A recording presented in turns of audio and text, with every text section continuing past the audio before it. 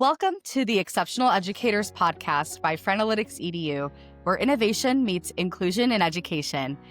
I'm your co-host, Nisha Srinivasa. And I'm Matt Giovanella, the CEO and co-founder of Frenalytics. At Frenalytics, we put special education and English language learners front and center.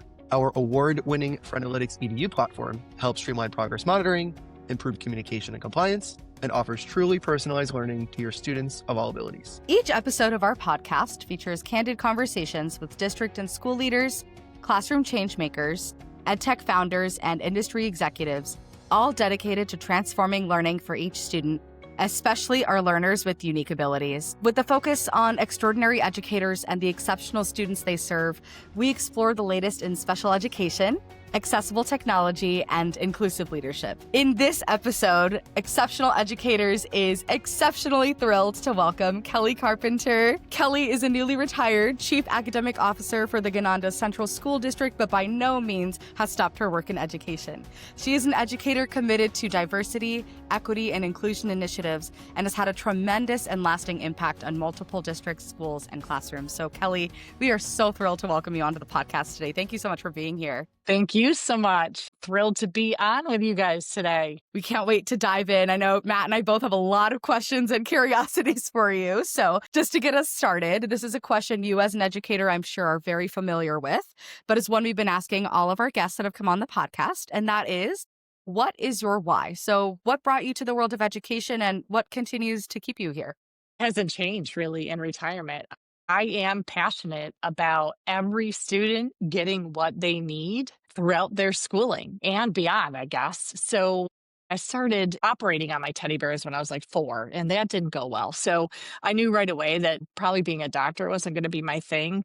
So I started teaching them, and I found that I really was falling in love with helping kids get what they need, and was really inspired by both my brother and my father. My brother struggled tremendously through school. He didn't quite get what he needed, ended up going into a trade college, and he's making more money than I did, very successful. And my father, same thing. He ended up failing like the subject I ended up teaching. But again, turned out to be super successful. He fixes everybody's everything everywhere he goes. So he's super successful, but schools just weren't designed for him. And nobody stopped and talked to him and asked him what he needed. And nobody met him where he was. And so that drives what I do, and still to this day, because education really hasn't changed to meet kids where they are. And we haven't changed what we do and provide appropriate instruction for kids to help them thrive and be the best person they can be and be successful in the world. I'm really glad you're bringing those points up, Kelly. And for what it's worth, I can identify a little bit, or maybe more than a little bit, with your early days. I enrolled my brother into what I dubbed baby school at the ripe age of 6 years old. He was, I think, 1.5 years, maybe 2 years old. And I was printing out worksheets and teaching him as if I had any sort of qualification whatsoever as a 6-year-old to be teaching my younger brother.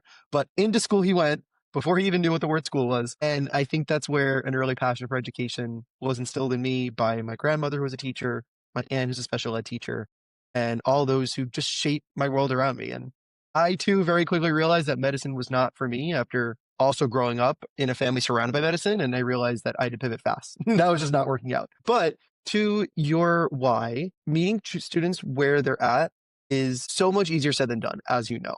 And yet it's critically important. Through your time as Chief Academic Officer at Gananda, you led and spent considerable time building what you call yourselves a personalized learning district. So let's unpack that a little bit more. What does it actually mean? What does it look like day to day in the classroom? And then all the way up to the district level, outcomes wise, to be what you're dubbing a personalized learning district. What was the tipping point for coming to this realization that it's necessary for you and your students? So we did a strategic plan, I don't know, 10, 11 years ago maybe, and we were interviewing students, and our best and brightest actually were telling us that they were just regurgitating information for our tests, and they were forgetting it like 5 minutes later, right? So our teachers were like, what? Wait, what do you mean? Like, yeah, duh.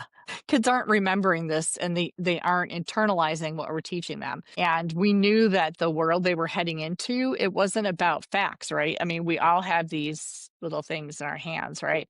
So we can look up facts and we can find information. And what we need to be able to do is help kids internalize the problem solving and critical thinking skills that they're going to need to find actual facts and find the right information. So we knew we had to do business differently and help kids learn in a different way. So that came out of that strategic plan. And we found this personalized learning method. And it really involved 4 different pieces. The first was targeted instruction, and that was really finding out what kids knew. So using data, all sorts of formative, informal, formal, summative, to find out what kids really know and what they don't know. And then targeting instruction, whether that is in small groups, it might be whole group. Your whole class might not know Pythagorean theorem, right? So you have to do a whole group instruction piece on Pythagorean theorem. Up here in upstate New York, a lot of kids come to us knowing information about the Erie Canal because their parents have taken them on the Erie Canal walks and the tours on the little boats. And so why would you start fresh with those kids about the Erie Canal when they already know the basic facts, right? So you want to do business a little bit differently and meet the kids where they're coming in. So that's what targeted instruction and data-driven instruction are all about. But the other part of it is using flexible path and pacing along with student voice and choice. So it doesn't mean that every kid just goes off on their own path. We still have benchmarks, we still have assessments, we still have testing, right? But how flexible can we be in getting them there? Can we let them do their own kind of instructional design to get them to that goal, to get them along that benchmark? And then can we give them some choice? It's kind of back to that old differentiated instruction piece. Can you give them a different mode? Can you give them a different method? Can you allow them to do a different product? Right? Not every kid likes taking a test. Can you let them do a project? Some kids like looking things up on the computer. Some kids like pulling out a book and reading a book. So can you give them different modes to research? So those are really the 4 main pieces of personalized instruction. You can't do it all the time. It's not 100%. But what we're finding is there's tech tools, I don't know, maybe like Frontinalytics out there that would help teachers and save time to help you with the targeted instruction piece, to help design instruction for you so that you can provide more one-on-one instructional time with your kids and really get to know your kids. So that's what we like about being a personalized instruction school. As far as at the district level, our goal was to improve instruction, increase our scores, and ultimately help our kids be more successful in the world. 4 years in, we hit COVID. So it was really hard to measure our results. But what we knew is all of our staff was online with our kids because we had that down. We had that voice and choice. We knew online instruction. We were one-to-one devices because of personalized learning. So we had the method and the format and everything down pat. So our kids and our teachers were ready to go. So yeah, we still have gaps and we still hit that roadblock, but our method of instruction matched what we had to do when we all went out for COVID. So that was a big help. I can imagine that implementing this very strategic, specific, targeted plan to support students across the school district took a lot of momentum and effort. And I can imagine that one of the potential challenges was around mindset and cultivating the mindset that one needs to be on board with a plan that really involves a lot of really specific supports that I know many educators are finding really challenging to implement on a day-to-day basis because of so many things that they're experiencing in the classroom. What did you do to prime the folks that you were working with around the culture and mindset that might have been needed to put that plan into place? We had a planning team that involved our building principals, some teachers from each of the buildings, and we really thought carefully about that exact issue. How do we create that culture and roll this out carefully? Because we knew it was going to take a lot. So our teachers helped us plan the rollout. We did 4 different cohorts of teachers. The first 2 actually were volunteer cohorts, and the second 2 were more not so voluntary. You know, we had a big sign-up party. And they were the first ones to get their own Chromebooks. And we gave them little prizes and we had themes and it was a fun time. We tried to reduce the intimidation as much as possible. We added instructional coaches designed specifically for personalized learning. They supported that instructional technique so that teachers would receive personalized support. We did learning walks. So the instructional coaches and myself would walk in and provide positive feedback on what did we see, what did we like. And we allowed the teachers to visit other schools that were trying it along with us. And those schools came to visit us. So there was a lot of support in the region. There was a lot of support in our buildings. And we just tried to very carefully, slowly roll it out and provide a ton of support. And I did monthly newsletters. Here's what worked. Here's what's not working. Here's what you can do. Here's your questions. Here's my answers to those questions. And if I don't know the answer, I went and got it from somebody. And so I would tell the teachers, you know what? I had to reach out to this company and get the answer for it. Here's what they said. So I admitted failure, right? Like I admitted when I didn't know the answer because we knew they were taking risks and we had to fail forward. That was actually one of our themes, failing forward. And we called it adjusting our sails, and the whole theme was sailboats. So we knew we had to adjust our sails as we went. And we were trying not to be the Titanic. That was the goal, is to not be the Titanic. I think that even in and of itself, Kelly, is pretty unique. I think we exist in an industry, education and even ed tech, where taking risks isn't necessarily the default or the norm. I'm glad that's changing, but historically that's not the case. It's like, let's repeat what we've been doing, thinking outcomes are going to get better. And that's kind of the definition of insanity. Like just repeat thinking that something different is going to happen and it's not going to. So I'm glad we're no longer insane and that there are like noble leaders such as yourself, especially at Gananda, who are willing to take the charge because as we know, not everybody is. I want to unpack some of the specifics to your implementation of personalized learning in this journey that you embarked on.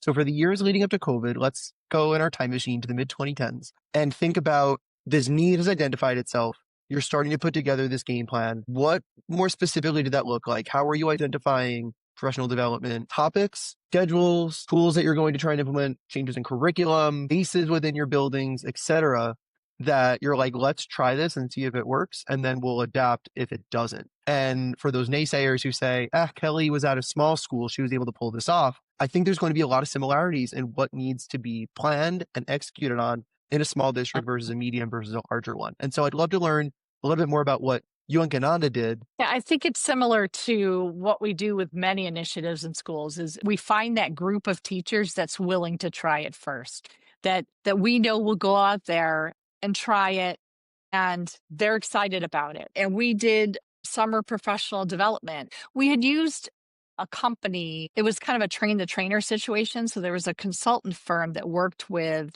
several smaller districts in our region that trained me and the instructional coaches. And then we turned it around and made it our own in district.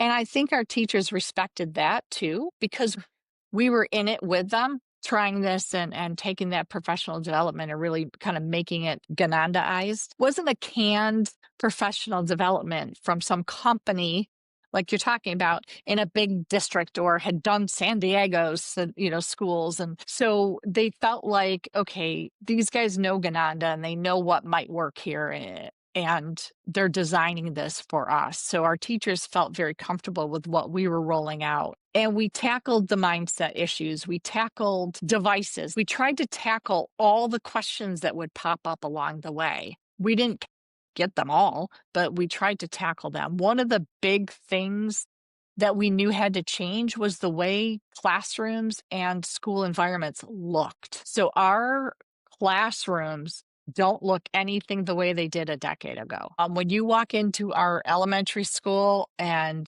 middle school and most of the high school, you're going to find hydraulic desks. So kids can either stand up at their desks and work, or they can sit down. The kids can sit in chairs and they're on wheels, and underneath are baskets for kids to put their stuff on, because our kids told us they don't like going to sit in groups and having another kid sitting with their backpack on their chair. It's a simple little thing, but when a kid can put his backpack under his chair and wheel to another group and work, They feel better because their stuff's with them and they didn't leave it at another desk with another kid sitting with their stuff. It's silly, right? But yeah, it was so meaningful for our kids to be able to have their stuff with them as they went around to collaborate with different groups. We also have bean bags. We have little common corners. We have all sorts of different flexible seatings. There was an author who came in and we had him do some PD with us around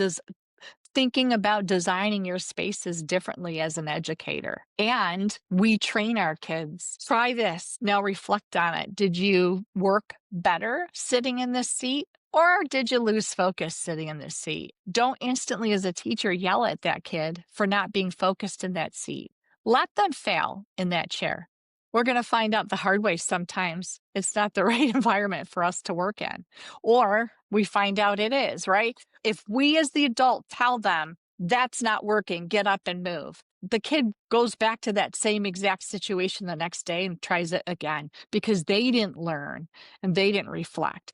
So a big piece of this is letting kids figure out what works for them and what doesn't work for them. So there was so many pieces of this that we had to think about and we had to teach our teachers about. So whether you were in that initial cohort or not, everybody got professional development on designing educational spaces. Everybody got professional development on instructional technology, right? So we were laying those foundations on all those pieces. We started laying all that framework on MTSS because you also can't do this work without the multi-tier systems of success, right? You have to start identifying the kids. What tiers of support do they need? So really personalized learning looks at who needs the tier 1 instruction, who needs the tier 2, and who needs the tier 3. So we had to start using that language with all of our staff. So there was probably 4 or 5 different things we needed to start rolling out on a tier 1 level with all of our staff,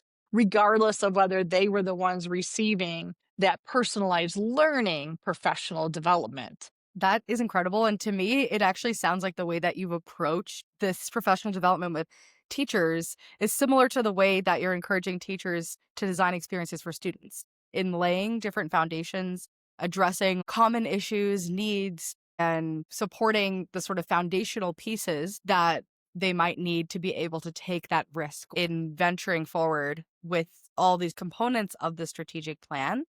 And so is that something that you talked about when you were thinking about how to present this information to the staff? Is that the kind of framework that you approached and adapted to your own planning, the MTSS framework? So this consultant firm really changed the way I saw professional development.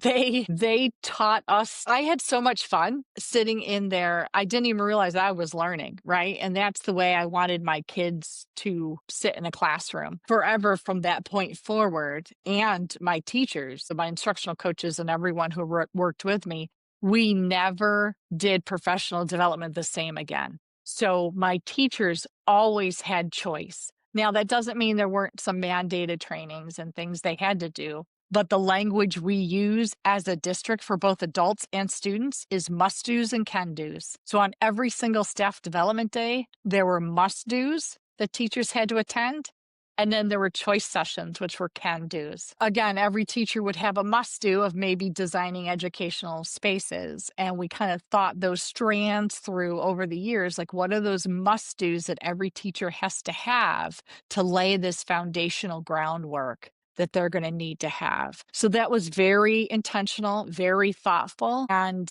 we redesigned professional development forever in Gananda so that they're sitting in looking at a professional development day the way they should be designing instruction for their kids. That's awesome to hear. And the fact that you are talking about PD with a smile is so rare, as we all know. And the fact that you get this feedback from teachers knowing that it's effective for them too is such a huge win all around. It makes them actually want to show up and engage, and in turn, show up and engage for their students, which is just fantastic to hear. 2 years ago to actually add a genius hour because they're like, okay, enough of these can-dos. You keep telling us to teach these kids in genius hours. Can you create one for us so we can see what it's like? All right. Challenge accepted. Literally, somebody's asking for more PD. That's fascinating. Awesome, awesome, awesome. Ah, I love it.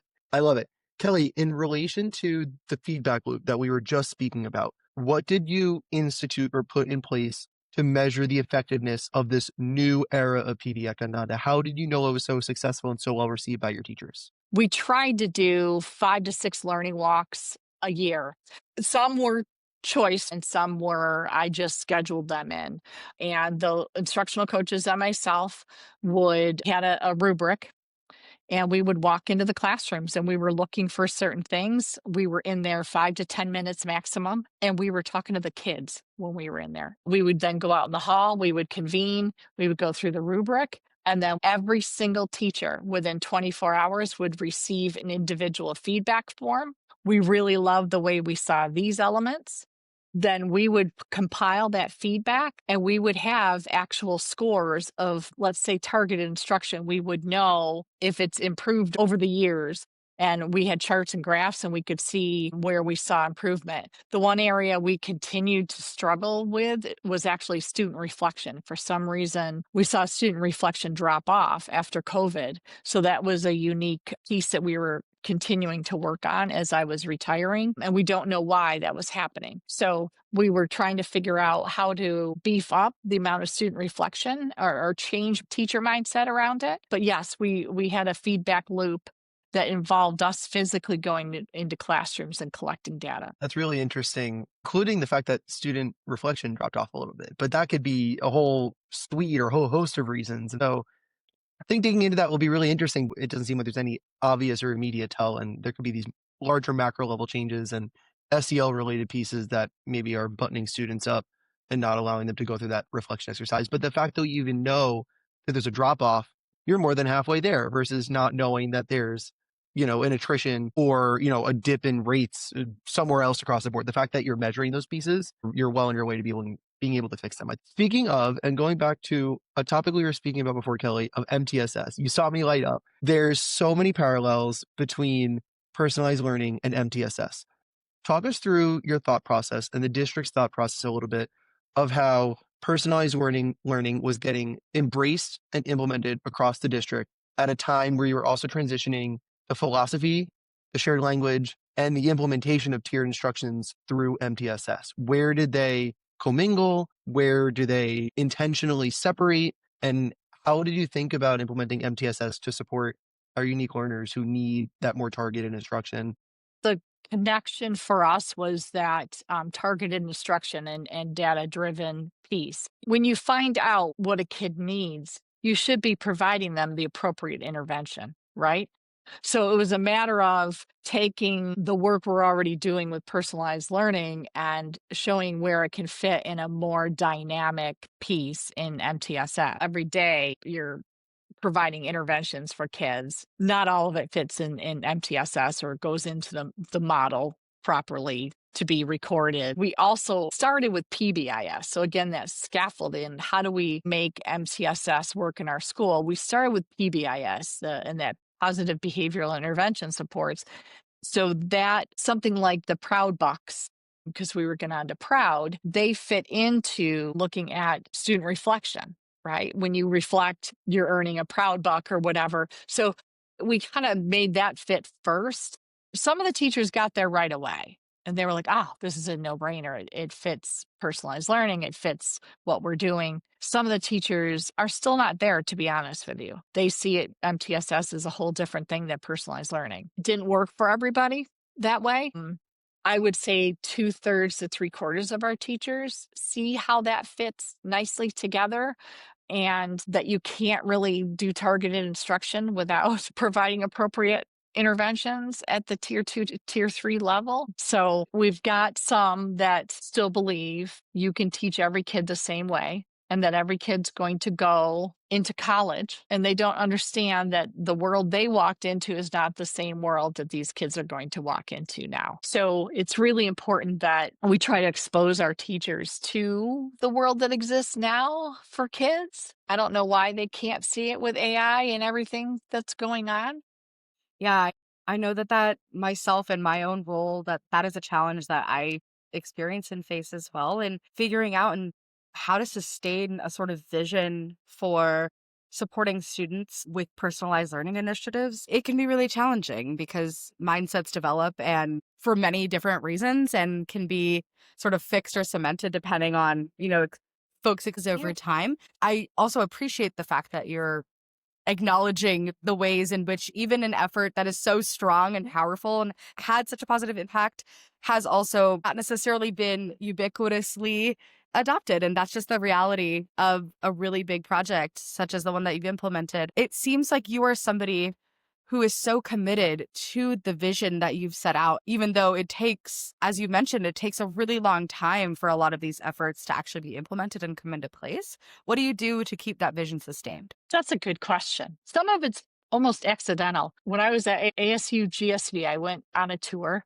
one of the innovative school tours, and I walked in, I saw exactly what we were doing in our schools. And I went, okay, we're doing what ASU GSV says is innovative, right? And sending us on these tours to see. So that was incredibly motivating. And I came back and I highlighted that with my entire staff. I said, I went to this really expensive, really amazing conference. And here's what I saw. And I showed them pictures of student reflection pieces that my school does. And I talked to them about exactly what we already do. And I said, this is great stuff we're doing.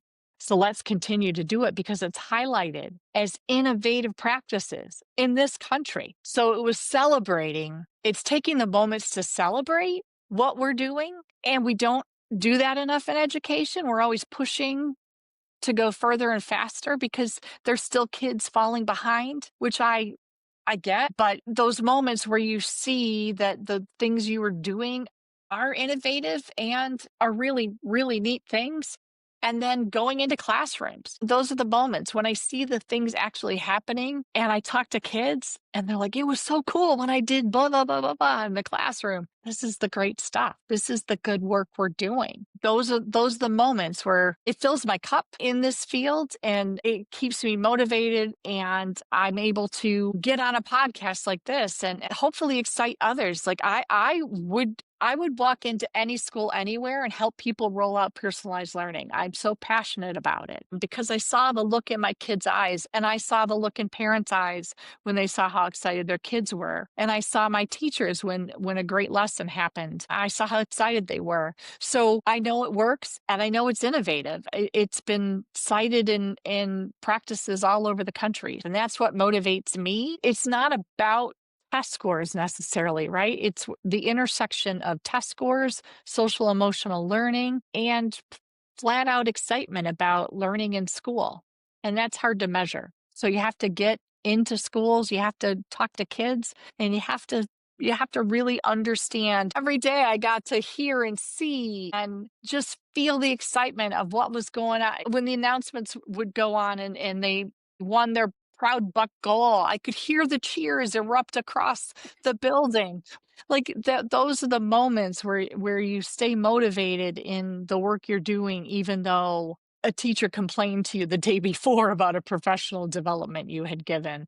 So that's what sustained me the whole time. It totally does. It really does. You've been speaking of a couple of wins that fill your cup and fuel not only you, but also all your staff when the going gets tough. Just over the past couple of years, Gananda raised their graduation rates nearly 20 percentage points. You're ranked number 19 best high school in the Rochester metro area, and you are a top STEM school for the state of New York. So I imagine your investments into personalized learning and MTSS have in part helped these second order effects reach all-time highs. What else has the district been able to achieve or reflect on as a result of these investments? And what else is to thank and to credit for your all-time graduation rates, your top rankings, and other accolades that we can continue to brag you about? What else are you doing right? The graduation rate actually goes back. I was hired as high school principal to raise the graduation rate. It was at 72% when I was hired 19 years ago. So my goal,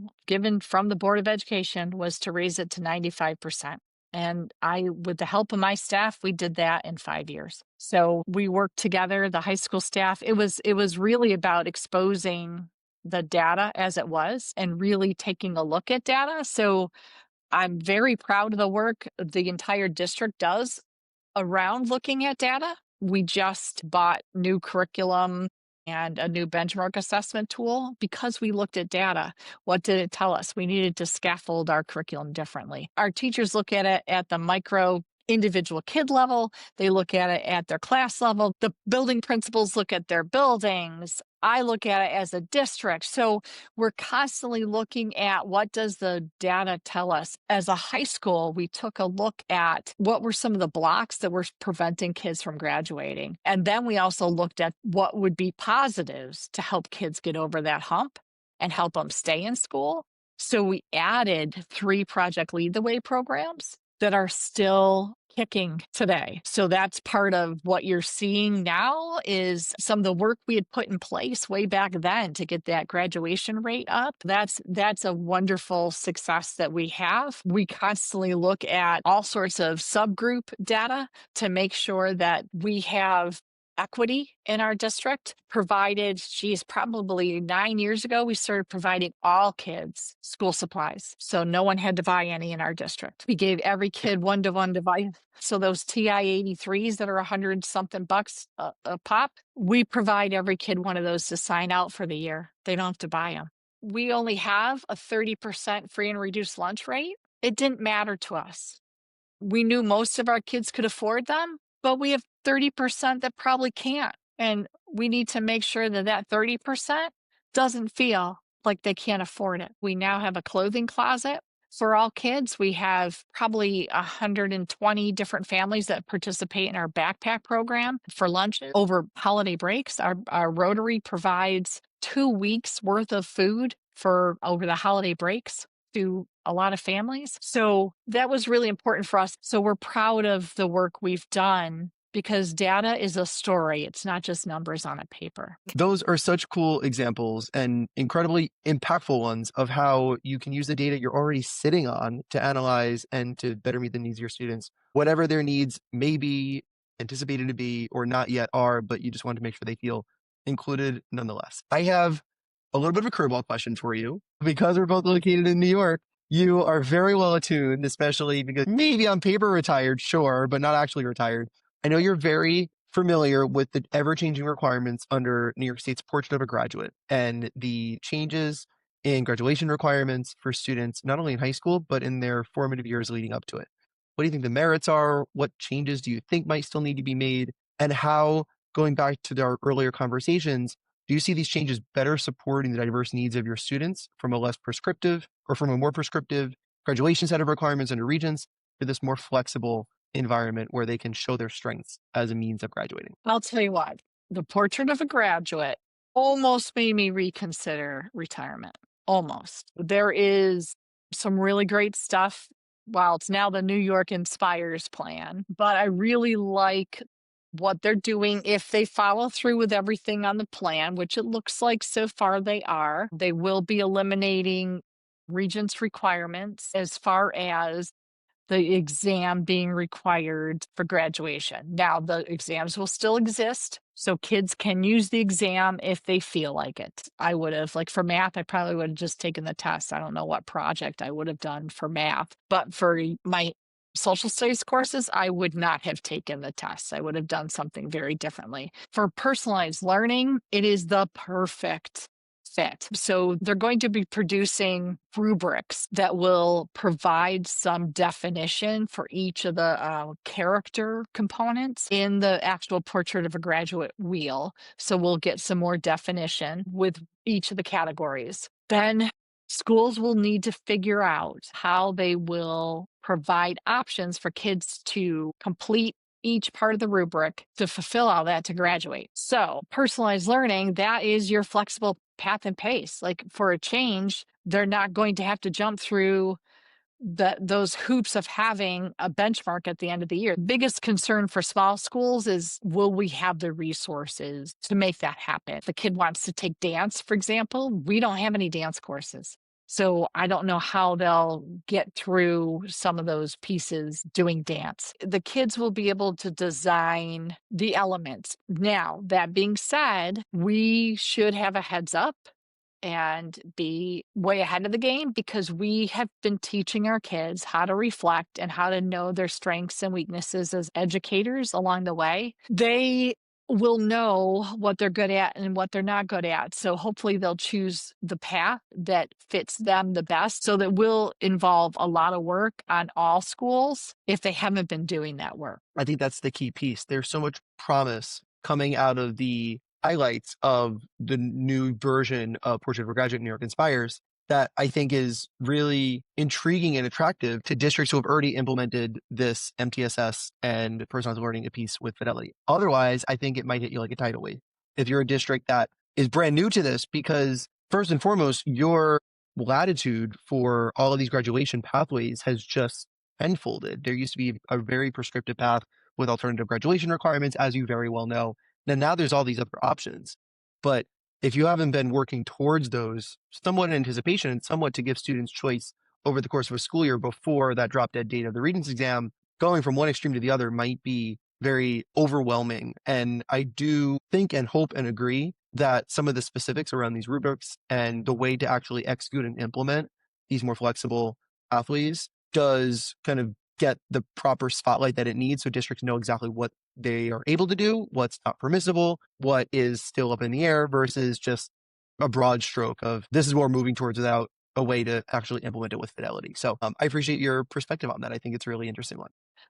I don't want them to be so prescriptive that a school can't do what they want, but I also want them to be prescriptive enough that a school can't skip over it and continue to do what they're doing and still make it fit into what they're already doing, right? Right. For all intents and purposes, this is brand new. We need to be not only eyes wide open and receptive to it, but actually be able to take it on ourselves in order to best serve our students in this new wave of, at least in New York State and hopefully in other states in years to come as they follow suit, embracing new graduation options that are reflective of our students in the 21st century. As we wrap up, I have one more question for you that we ask all of our guests. If you want to take a moment to reflect on it, as you do require your students to do right now, please be my guest and do so. My question to you, Kelly, is what does being an exceptional educator mean to you? I think being an exceptional educator means meeting each kid where they are, helping them to become the best version of themselves. Love that. I love that. It's so simple. It's so to the point.